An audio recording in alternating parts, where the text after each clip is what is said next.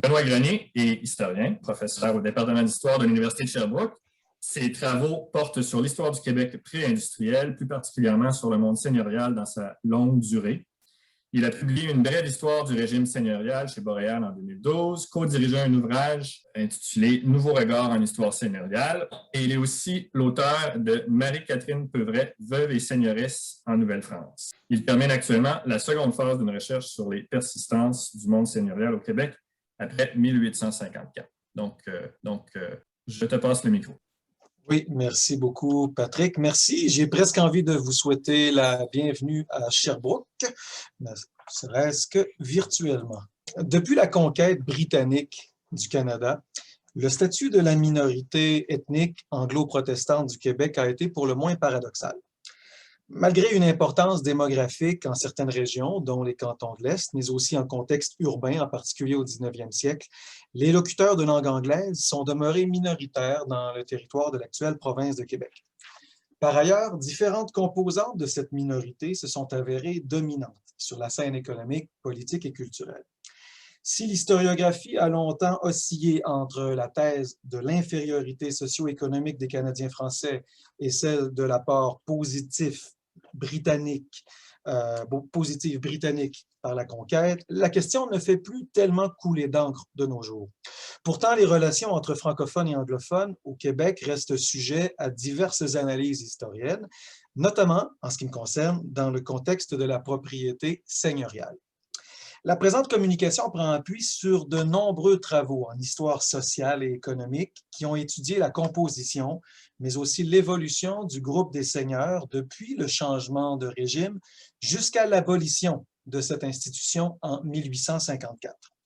De plus, ma communication s'inscrit dans la suite de mes recherches sur ce que j'ai appelé les persistances seigneuriales dans le Québec contemporain, laquelle enquête a donné lieu à une enquête orale menée aux quatre coins du Québec avec des descendants de familles seigneuriales, dont plusieurs d'origine anglophone. Cette enquête a permis de poser l'hypothèse d'une mémoire essentiellement positive par ces seigneurs d'origine anglo-protestante en ce qui concerne leur relation à la population canadienne-française. Au cours des prochaines minutes, je vais exposer d'abord sommairement le portrait de la propriété seigneuriale non francophone qui s'amorce en 1760. Ensuite, à la lumière de mes travaux, je proposerai un bilan de cette mémoire seigneuriale relative à ces mêmes rapports, tel qu'il apparaît des témoignages oraux recueillis entre 2015 et 2017. Le tout sera conclu par la présentation d'un court-métrage réalisé par Stéphanie Lantier, cinéaste et historienne, pour le présent colloque et qui donnera la parole à certains de ses témoins. Je veux d'ailleurs remercier les organisateurs de l'événement pour avoir accepté de m'allouer un précieux temps additionnel pour ce documentaire. Dès le commencement du régime français, le régime seigneurial a accompagné la mise en place du peuplement. Héritage féodal, transformé par des siècles d'évolution, c'est la seigneurie française qui se trouve implantée en sol canadien. La seigneurie féodale a caractérisé l'Europe entière et les îles britanniques ne font pas exception. Toutefois, l'évolution fut différente d'un bout à l'autre du continent européen. On pourrait résumer en disant que vers 1600, la situation est assez semblable en France et en Angleterre, mais un siècle et demi plus tard, au moment où la Grande-Bretagne prend possession du Canada, la situation a considérablement changé dans les îles britanniques sous l'effet de différentes législations parlementaires, notamment le mouvement des enclosures. Mais si l'héritage féodal anglais ou écossais s'est atténué au 18e siècle, les grands domaines seigneuriaux ou manoriaux, comme on dit en Angleterre, et le prestige économique des landlords vont demeurer une composante centrale de l'identité britannique, au moins jusqu'au temps de la Première Guerre mondiale. Par conséquent, même si la guerre de la conquête est parfois présentée comme une guerre de libération pour sortir les Canadiens de la tyrannie dont la féodalité représente une composante, il reste que les Britanniques, on va le voir, ne sont pas indifférents au prestige du statut seigneurial. Citons l'historien Fernand Ouellet. Le goût de la gentilhommerie existe à des degrés divers chez nombre de bourgeois anglophones. Et il ajoute: les ventes massives de seigneuries échelonnée sur quelques années, allait permettre aux anglophones de se tailler rapidement un domaine. En effet, avant même le traité de Paris de 1763 et la fin de la guerre de 7 ans, des seigneuries sont achetées par des Britanniques. L'exemple vient de haut puisque le gouverneur James Murray, que l'on voit à l'écran, écossais, se porte lui-même acquéreur de plusieurs fiefs. En plus d'octroyer, dès 1762, 2 nouvelles seigneuries à 2 de ses officiers écossais et compatriotes, John Nairn et Malcolm Fraser. Ces seigneuries se situeront de part et d'autre de la rivière Malbaie dans l'actuelle région de Charlevoix. La plupart des premiers seigneurs britanniques sont des militaires, perpétuant ainsi une tradition bien établie sous le régime français. Ici encore, les Écossais sont au premier rang. On pourrait citer James Cuthbert ou Gabriel Christie. On pourrait penser aussi à Matthew McNider, dont il a été question ce matin. Ce mouvement d'achat de seigneuries se poursuivra durant un siècle, mais au tournant du 19e siècle, les militaires auront cédé leur place à la bourgeoisie marchande, parce que plusieurs secteurs peuvent bénéficier de la propriété seigneuriale, que ce soit la production de farine, la foresterie ou les pêcheries. Entre 1782 et 1840, ces Britanniques vont acquérir en tout 97 seigneuries dans le territoire actuel du Québec. Le passage de seigneur français à seigneur anglais est donc un phénomène qui s'observe dans la longue durée et non pas une conséquence immédiate de la conquête. On observe en un peu moins de 100 ans une nette tendance au remplacement des anciennes familles seigneuriales par une bourgeoisie anglo-protestante. Attention, il ne faudrait pas idéaliser ici le rapport, l'harmonie existant entre seigneurs et censitaires en Nouvelle-France, mais il faut être conscient que ce phénomène du remplacement des élites seigneuriales par des élites seigneuriales anglaises introduit dans le monde rural du Québec ce que j'appelle un double rapport d'altérité. Pour les habitants, en effet, le seigneur appartient à un autre monde sur le plan social, d'abord, c'était déjà le cas en Nouvelle-France, mais aussi désormais sur le plan linguistique et très souvent sur le plan religieux. Plutôt que de jouir de leurs droits honorifiques à l'Église paroissiale, ces nouveaux seigneurs, s'ils sont résidents, se font ériger des chapelles anglicanes, le plus souvent anglicanes, comme les Arbuthnot Taylor en Beauce, les Fraser à Rivière-du-Loup ou encore les Cuthbert à Berthier. Au terme du régime seigneurial, ce sont environ 50% des fiefs qui sont sous l'autorité d'un seigneur anglo-protestant. Dans une province de Québec, rappelons-le, au milieu du 19e siècle, qui compte tout au plus un quart d'anglophones, majoritaires en certaines régions, mais minoritaires dans l'essentiel du territoire que l'on dit seigneurial.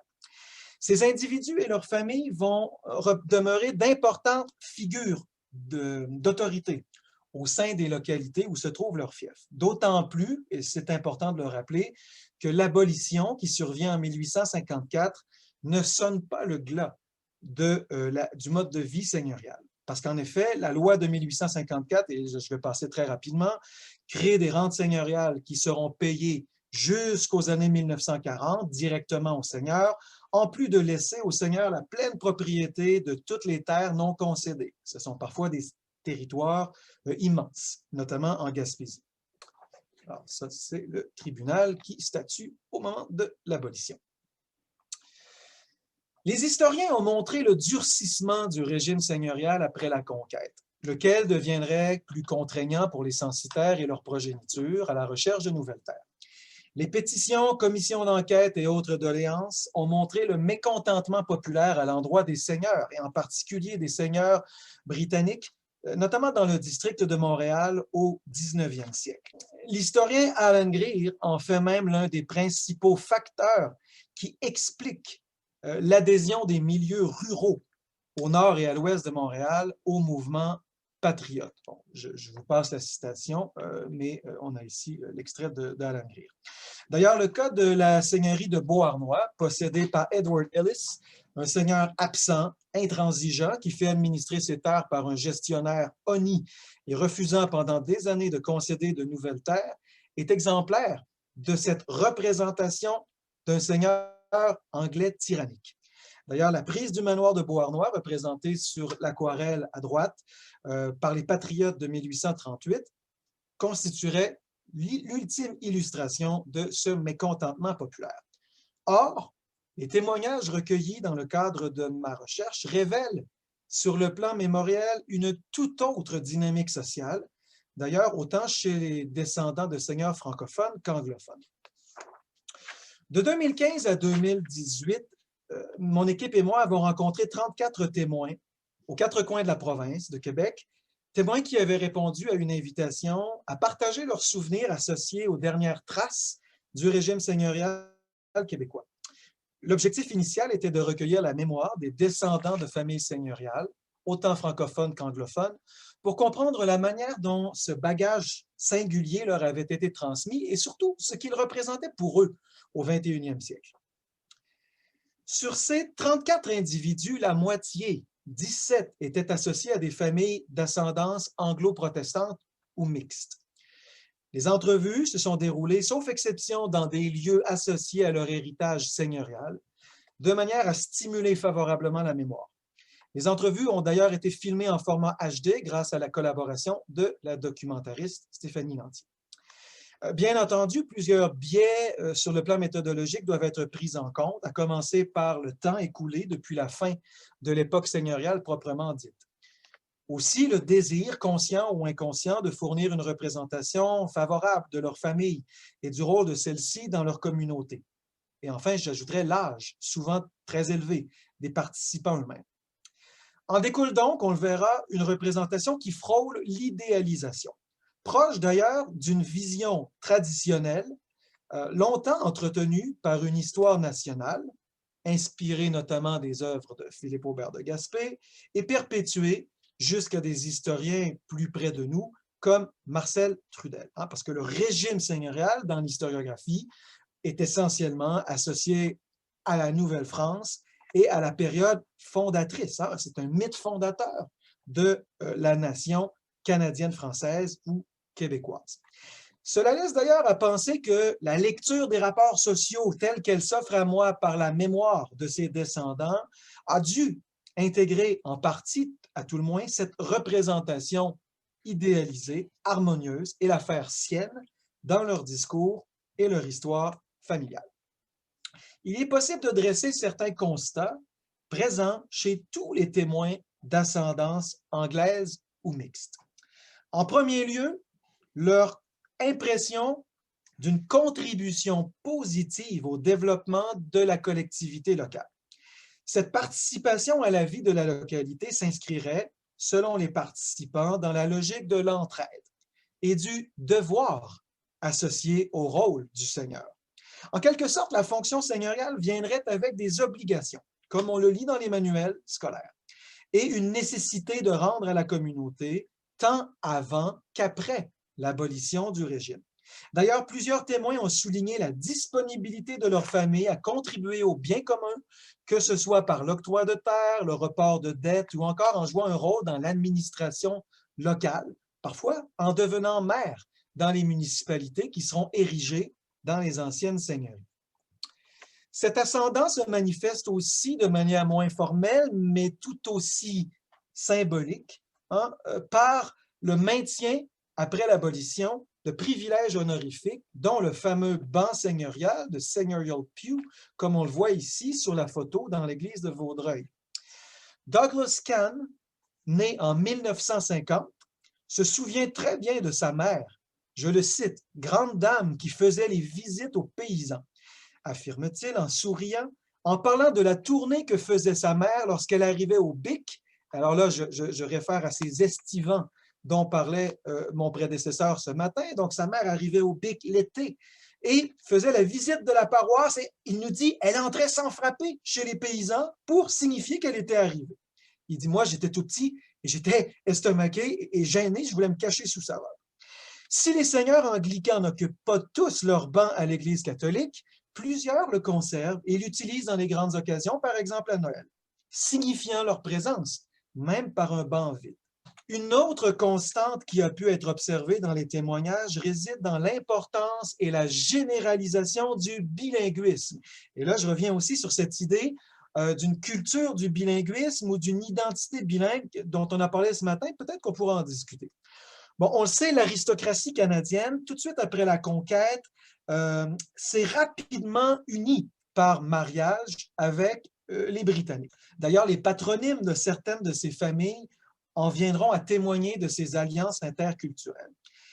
Il est clair que ces familles, tout au long du 18e et du 19e et même du 20e siècle, évoluent dans un univers marqué par la mixité culturelle et le bilinguisme, comme on le verra dans le documentaire. Plusieurs d'entre elles, plusieurs de ces familles, des générations durant, ont navigué entre le Québec et les autres provinces canadiennes, œuvrant fréquemment dans la fonction publique fédérale, l'armée ou la magistrature. Je dirais qu'ils sont aussi à l'aise à Québec qu'à Toronto, comme en témoigne cette notice nécrologique d'Edmond Joly de Lotbinière, descendant d'une famille mixte, décédé en 2014, dont la nécrologie paraît bilingue, autant à Vancouver qu'à Toronto ou Québec, ce qui est quand même assez rare, on en conviendra. En dernier lieu, j'évoquerai le sentiment d'urgence de certains de ces participants à livrer leur témoignage devant l'impression d'une mémoire qui disparaît lorsqu'elle ne l'est pas déjà. La majorité de ces individus ne sont plus depuis longtemps des résidents permanents des lieux de vie de leurs ancêtres. Cela ne les empêche pas de conserver un attachement, une profonde nostalgie envers ces localités qui ont souvent été fondées carrément par leurs ancêtres. Et ils y conservent aussi parfois une résidence estivale. Charlotte Poser, native de Saint-Georges-de-Beauce, mais résidente du sud de l'Ontario depuis, je pense, plus de 60 ans, n'a pas hésité à venir jusqu'à Saint-Georges-de-Beauce en voiture du haut de ses 88 ans pour venir livrer son témoignage, et elle en a profité pour aller visiter, je la cite, sa pierre tombale, puisqu'elle compte bien être inhumée dans le sol de la ville fondée par son ancêtre, Saint-Georges, qui doit son nom à cet ancêtre, George Poser. Le cas de Douglas Cann et de sa famille, dans l'ancienne seigneurie du Bic, dans le Bas-Saint-Laurent, est encore plus exemplaire. Chaque été depuis son enfance, le Dr Cann et sa sœur, qui habitent respectivement à Windsor en Ontario et à Détroit aux États-Unis, viennent passer tous leurs étés au Bic dans 2 résidences qu'ils y possèdent encore et une qui se trouve, ça ne s'invente pas, sur le chemin des Anglais.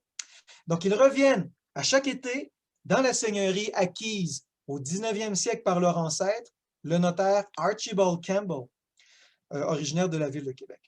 Dans cette famille, où la mémoire passe par une passion pour la musique, ce lieu et ses paysages constituent d'importants marqueurs identitaires. En conclusion, ces constats invitent à poursuivre ces recherches, non seulement sur la mémoire, mais aussi dans les archives, à propos de la propriété seigneuriale anglaise au Québec, de manière non seulement à la quantifier, ce qu'on a surtout fait jusqu'à maintenant, mais aussi et surtout de mesurer son impact sur la culture de la majorité et de lui assurer une place dans l'histoire plus globale du régime seigneurial au Québec. Je terminerai par cette citation de l'historien Peter Laslett, important historien de la famille en Angleterre, qui rappelait, à propos de l'Angleterre pré-industrielle, le rôle du seigneur dans les campagnes anglaises, dans la mesure où celui-ci représente une figure concrète. La traduction est de la version française de son livre paru en 1969. On ne pouvait considérer comme le chef ou le père symbolique de la société villageoise un seigneur absent ou mineur ou brigand des charges publiques à l'échelle de la province ou du royaume, perpétuellement préoccupé par des affaires plus importantes. Ce constat est tout aussi pertinent pour les seigneurs canadiens, et peut-être plus encore pour ceux d'origine anglaise, dont la légitimité est susceptible d'être remise en cause dans un Québec francophone. Je vous remercie. Alors, je ne sais pas, je pense qu'on est bon dans le temps. Alors là, je vais démarrer, toujours en partage d'écran, le documentaire qui dure 18 minutes. Alors, l'idée, c'est qu'on se retrouve tout de suite après.